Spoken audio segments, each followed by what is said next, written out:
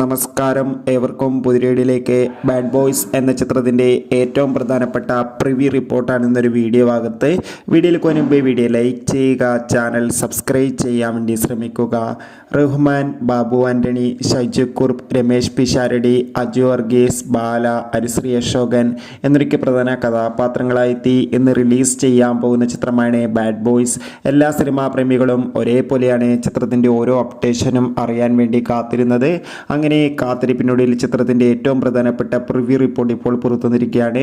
Bad boys എന്ന ചിത്രത്തിൻ്റെ preview റിപ്പോർട്ടിൽ സൂചിപ്പിക്കുന്ന ചിത്രം ഒരു പക്ക കളർഫുൾ ആക്ഷൻ കോമഡി എൻ്റർടൈൻമെൻ്റ് ആണെന്നും ചിത്രത്തിൽ റഹ്മാൻ്റെ അതിഗംഭീരമായ പെർഫോമൻസ് തന്നെ കാണാൻ വേണ്ടി സാധിക്കുന്നുണ്ടെന്നും.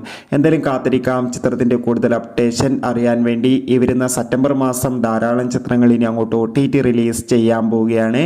നമ്മുടെ ചാനൽ ഭാഗം പരിശോധിച്ചാൽ നിങ്ങൾക്ക് ആ വീഡിയോ ഒക്കെ കാണാം. അതൊക്കെ ഒന്ന് കാണാൻ വേണ്ടി ശ്രമിക്കുക. Bye bye.